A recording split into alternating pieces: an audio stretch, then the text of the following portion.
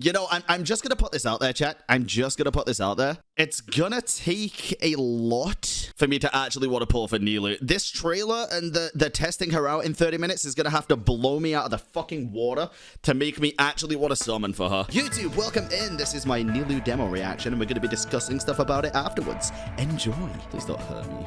Or hate me, I guess. I don't know. A lot of people really love Nilou. I am just not a huge fan at all. Let's have a look at this. Let's go. Miss Nilou, will you teach me the dance you came up with in the desert?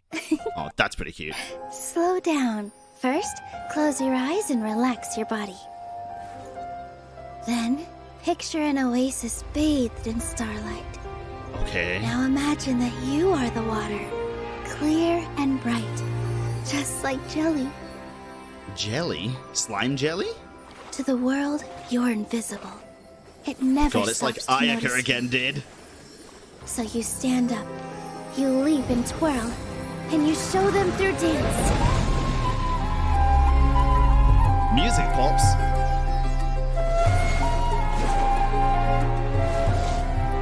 Turning it down slightly. Okay, let's have a look. Dude, the water slashes look so cool. The water slashes look so cool.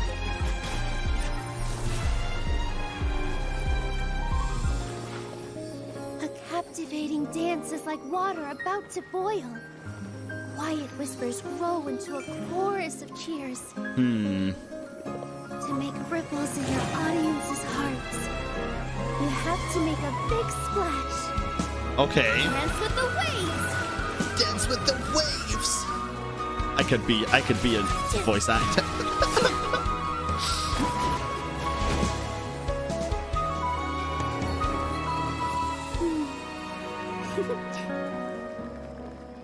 I mean, yeah, she's cute. Like, Pretty amazing, huh? Nilou? Do you know where the ribbon for tomorrow's performance went? who's that? Sure do. I was practicing with it in the desert. Who is that voice? I'll work something out. Okay, fair. Who is that voice? Is that a random ass voice that we just don't know? Okay, and we're gonna watch the collective miscellany as well, because this is where I want to see everything about her character that I might have missed before. This is where things are probably gonna get interesting. To the people of Sumeru, who are accustomed to receiving concrete information from the Akasha, the arts are an abstract and intangible concept. Yeah, this is a long collective What miscellany. constitutes good art? Is there a way to quantify its value? These questions leave even the academia's most esteemed scholars at a loss. But to Nilou, art is the simplest and purest thing in the world. There is no barrier to entry, and everyone can appreciate its beauty. I mean, that is true. Where Well, are most we dancing people. today? Where are we dancing today? Though Nilou's dancing may appear delicate, there is measured strength behind every step. Nilou integrates swordplay with agile footwork as she waltzes with the water to the aid of her allies. Okay. Dancing requires not only grace, but physical endurance as well. That is why Nilou pays particular attention to her dietary intake. Huh? Wait, When oh, Nilou it's achieves she's a perfect cooking on bonus dishes with character. adventure-related effects, she has a certain chance to double the product. Okay, fair. Nilou's normal attack can combo up to 3 strikes, dealing physical damage to enemies. 3 strikes? Is that... Don't sword users usually have more than 3? 3 seems like a little amount. It's usually like 1, 2, 3, 4, or 1, 2, 3, 4, 5. Huh? That's really weird. Is this the first character to have 3, a combo of 3? When using her charged attack, Nilou consumes a certain amount of stamina to unleash a twirling strike, dealing physical damage. Interesting. When she uses her elemental skill, Nilou enters the pirouette state, dealing hydro damage to nearby You try to win 3 is enemy. enough? Yeah, I'm not saying it's not. I'm saying it's weird because it's the first character to have it. elemental skill. Nilou enters the pirouette state, dealing hydro damage to nearby enemies based on her max HP. While in the pirouette state, using Nilou's normal attack or elemental skill triggers her sword dance stance, or whirling step stance, respectively, while damage she deals is converted to hydro damage that cannot be overridden and is treated as elemental skill damage. While the Interesting. pirouette state is active, Nilou's third stance will end this state and trigger a different effect depending on the stance. Okay, is this about to get, like, insanely Giga Brain? If Nilou's final stance is Sword Dance, she unleashes a luminous illusion that inflicts hydro damage to enemies it hits, while also gaining the Lunar Prayer effect. While Lunar Prayer is active, Nilou's normal attack is converted to a Sword Dance, and her final hit will unleash a luminous illusion. So, correct me if I'm wrong here, but is it kind of similar to Ayato, where normal attack talent is just going to be useless, and you just want to level up the E and the ult? So, in terms of the stances here, this is so confusing. I probably need to try her to see it. We'll try her after this. Like, there's 3 different stages you can get to. How do you change the stage? Like, how do you increase it? Do you press E again, or do you just do normal attacks? Tap E twice and use normal attack for the sword illusion state. Tap E thrice. Okay. Makes no fucking sense to me. If you could normal attack, why would you? I don't understand that. I'll definitely trial her to see. If Nilou's final stance is Whirling Steps, she unleashes a whirling water wheel that deals AoE hydro damage. Because then how Also, do you... a tranquility aura is created that follows your active character and applies the wet status to enemies in range. Nilou cannot perform charged attacks while the Pirouette or Lunar Prayer status is active. Similar to leaving the Ayato. battlefield will remove the status. After unlocking the talent Court of Dancing Petals, if the party consists exclusively of Dendro and Hydro characters, including at least one of each, the 3rd stance of Nilou's elemental skill when executed. The way that that's explained is the same as it's explained in game, and it just makes my brain think, why is it explained like that? It's probably for a good reason. If the party consists exclusively of Dendro and Hydro characters, which to me just means at least one of each anyway. Party consists including at least exclusively one of of each. Dendro and Hydro characters, including at least one of each. don't The know. 3rd stance of Nilou's elemental skill, when executed, will confer the Golden Chalice's bounty effect on all nearby characters for a limited time. When a character under the effects of Golden Chalice's bounty is hit by a Dendro attack, the elemental mastery of all nearby characters is increased for a certain time. Additionally, triggering a Bloom reaction will produce a Bountiful Core instead of a Dendro Core. The Bountiful Core's attack is treated as a post-Bloom Dendro Core attack, but it bursts more quickly and has a larger AoE than the Dendro Core. Bountiful Cores cannot trigger Hyper Bloom or Burgeon reactions, and they share the same field limit as Dendro Cores.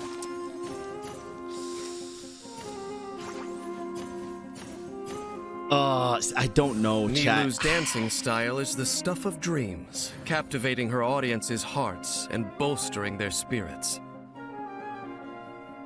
After unlocking the talent Dreamy Dance of Eons, Bountiful Cores triggered due to Golden Chalice's bounty deal increased damage based on how much of Nilou's max HP exceeds a given value. Bountiful Core damage can only be increased in this manner by up to a certain amount. This dance is for you. Okay. The ult is cool. What does the ult Nilou's do? elemental burst begins a dance of faraway dreams and melodic springs that causes a lotus of distant waters to bloom, dealing AoE hydro damage based on Nilou's max HP. Just a straight up damage dealer? Enemies hit by the elemental burst will sustain the lingering Eon effect, which deals hydro damage after a short delay. That's cool. That's pretty cool. I like that. To Nilou, there is little difference between battle and dance, since both can be used to resolve one's troubles. Same with Eula and Ayaka. Most of Nilou's combat is centered around her elemental skill. She freely dances between her 2 stances, with Sword Dance allowing her to continuously inflict hydro damage via Lunar Prayer, and Whirling Steps setting the stage for follow-up elemental reactions through the persistent Tranquility Aura effect. With the right party composition, Nilou's She seems very interesting. She does seem very interesting. This is the part that puts me off a lot. With the right party composition, More limiting teams. Nilou's 3rd stance during the performance of her elemental skill grants the Golden Chalice's bounty effect to her teammates. Triggering the Bloom reaction while this effect is active spawns special Bountiful Cores that deal greater damage to enemies. Yeah. Looks cool. When her elemental energy is full, Nilou can use her elemental burst to begin a dance of faraway dreams, dealing AoE hydro damage and applying the lingering Eon effect to any enemies hit.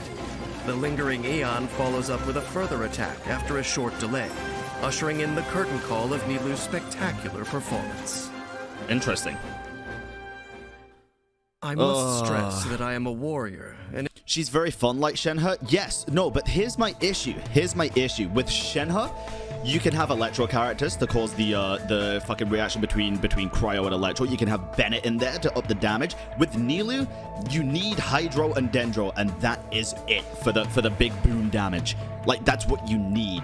That's what puts me off. It's not just limiting her in the sense of she's a support for Cryo or for Hydro. It's limiting her in the sense of you literally cannot get the most out of this character unless you just use these two elements. That sucks to me a lot. and in no way versed as someone who doesn't play for meta as well, I don't know. That just I don't like that. If anyone was expecting to hear my philosophical musings on these topics, I'm sorry to disappoint. But while I am no connoisseur, even I find myself moved once in a while by the sight of an extraordinary performance. Even for the nation of wisdom, citing the pursuit of rationality as a justification for refusing to acknowledge the comfort that an audience can find in the arts is sheer arrogance. When groups clash, or human ideals conflict with the rules of the world around them, disputes of this nature most often arise from the inability to tolerate the existence of that which is different from oneself. What, dogs and cats, Dainsleaf? Are you gonna give us the ability to fucking pet them? God damn. I agree, Nova. I feel like she's made to kind of complement the Dendro Archon. Obviously, we don't know about the Dendro Archon yet, but given these, it kind of looks like that's the reason, right? At least that's how it feels to me. I don't know. He's incredibly broken, but also so limited that it hurts, at least in my opinion. Yes, I mean, I'm gonna try her out and see. I still could be swayed, but I just don't see myself being swayed, to be honest. I don't see myself being swayed. Will I regret not pulling in the future? Maybe. To be honest, with all of the characters that we were shown in the Archon quest as well, I mean, she didn't stand out the most to me, you know? She probably stood out the least, which isn't saying anything bad about, like, the VA. The VA is incredible. And the stuff she did was incredible, but it was a very small amount of things, right? I don't know, dude. They better put 2 Hydro, 2 Dendro in this trial. Otherwise, I'm outright just not pulling for her, dude. Just get rid of rerun, easy, true. But the thing is, waiting for reruns is like waiting for the unknown. You never know when they're gonna get a rerun. Look at fucking Kazuha, chat. I started played for almost a year, and he just got a rerun. Like, I'm not a big believer of just wait for a rerun, because by that point, there could be almost a whole new fucking region out, and you're already saving for those characters. And maybe I'll fall in love with her after this trial. I doubt it, but it's possible. It is possible. Listen, same thing happened with Child. I didn't really get a chance to try him out too much, and I didn't like him at all. And then I got to play his story quest and try him, and I loved it, dude. Also, I'm not going to lie, the 4 stars are royally putting me off key. Let's test out Nilou. Okay, let's have a look at this. We're going to have a look at this a couple of times, probably. Bob's, Kole, Nilou.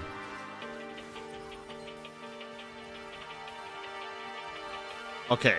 It confuses me, dude. Her attacks are pretty cool, but now if I do this and use the E, it uses it all and then gets this, so that if we do this,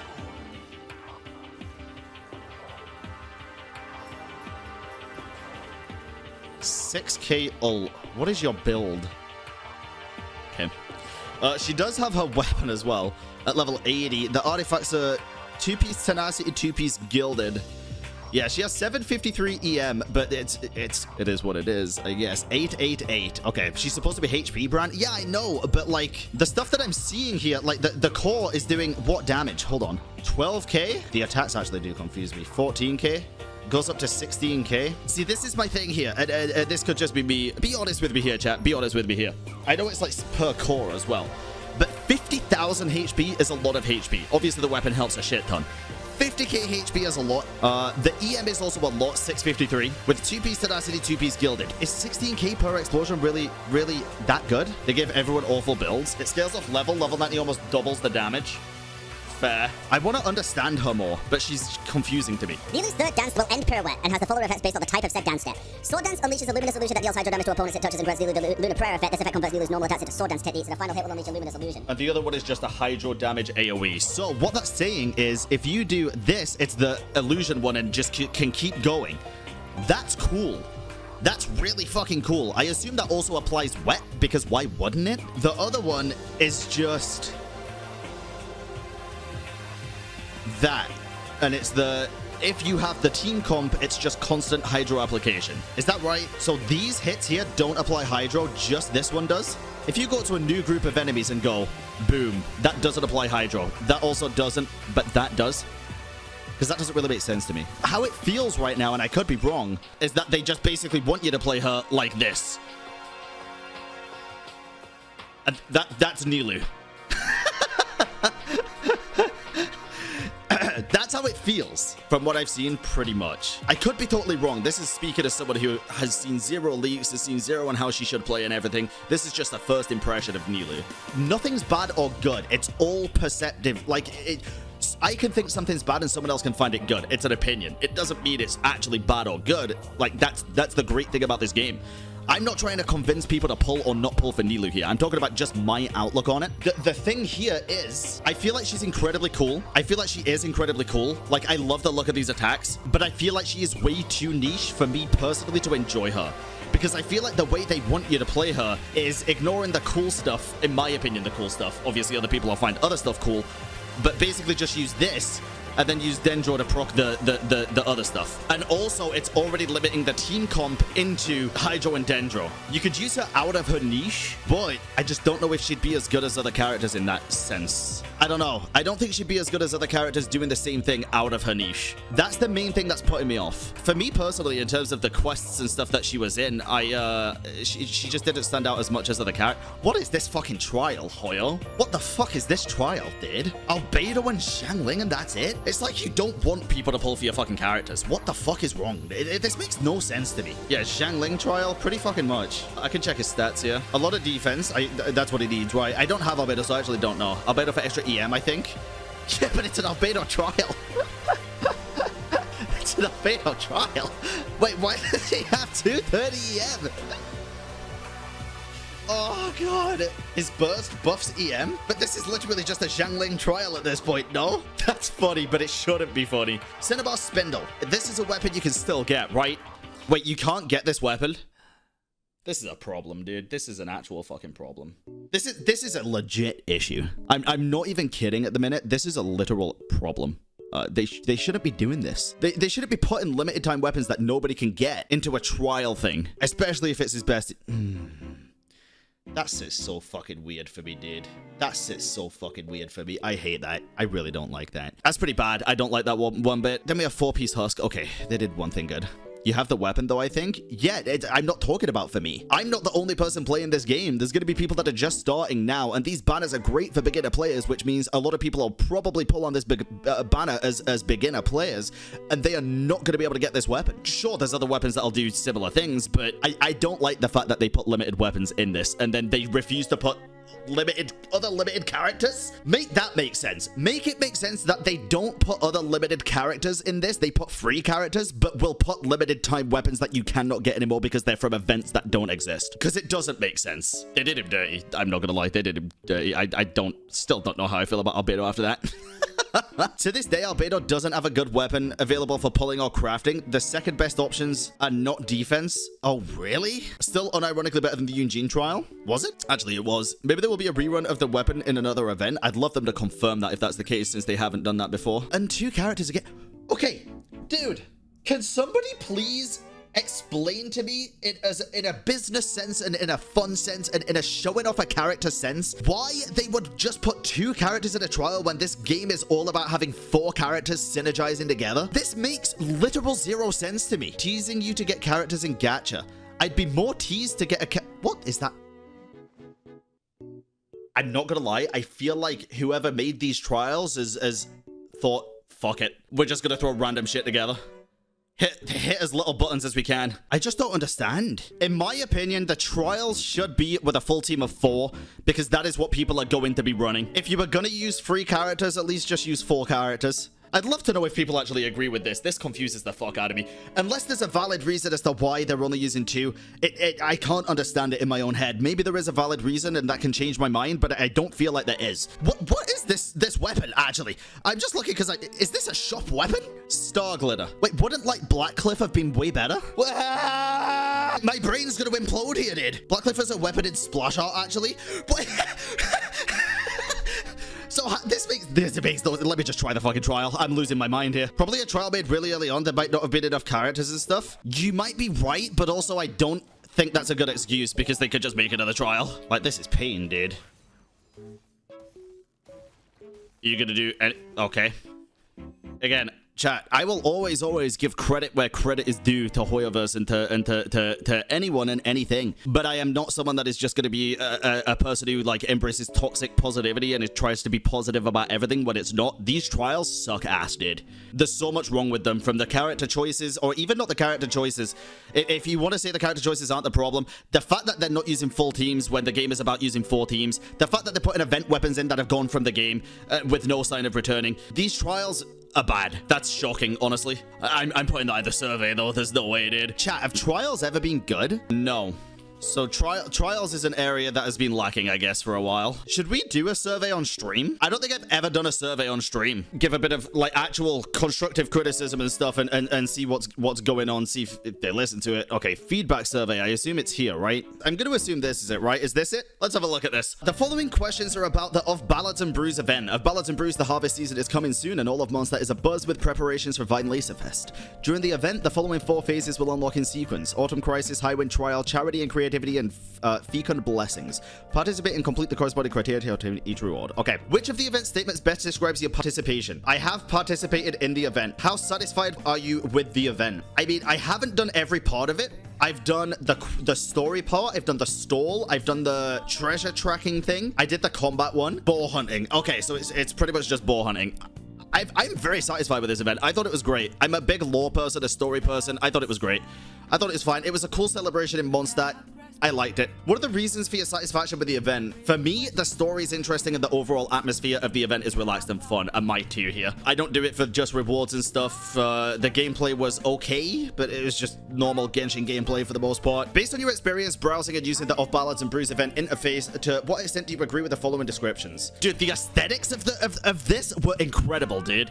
This was one of the most aesthetically pleasing like event screens I've seen in Genshin to date. I thought it was fucking incredible. Incredible. Interface operations are smooth. I'm gonna say neutral because I played on controller and the controller is having a weird impact with my brain right now. I can't decide whether I liked it or not. You know what? I'm actually gonna put somewhat disagree on this one because of the weird way that they did the treasure hunt and the map, having to go back to the board for the map, but also having the map on the event screen without the circles on. It was weird. I kind of didn't like that. Interface information presented clearly. I somewhat agree. I think it could be a bit better, but I think it's good. How satisfied with you at the time required to earn the rewards you wanted? I'm neutral because I don't do it for rewards. I'm not going to put very satisfied because I'm neutral. I don't just do events for rewards. Rewards for me are just a secondary thing. A lot of people don't understand this, but I'm going to be honest here. The way that I play Genshin is like an RPG with gacha elements. I don't play it as a gacha game with RPG elements. This game's an RPG to me with gacha on the side, so I'm pretty neutral on the rewards. How do you feel about the story of Ballads and Brews event? Very satisfied. I like the story. What is your habit of participating in events? None of the above. These are such limited answers. Yeah, it's literally a mix of all 3. That's weird, dude. I waited for the event stages to accumulate and played it at the same time. That's worded very weirdly. The following questions are related to the Autumn Crisis gameplay. I didn't do this one, right? This is the one that I didn't do, so I'm just gonna have to be neutral for these.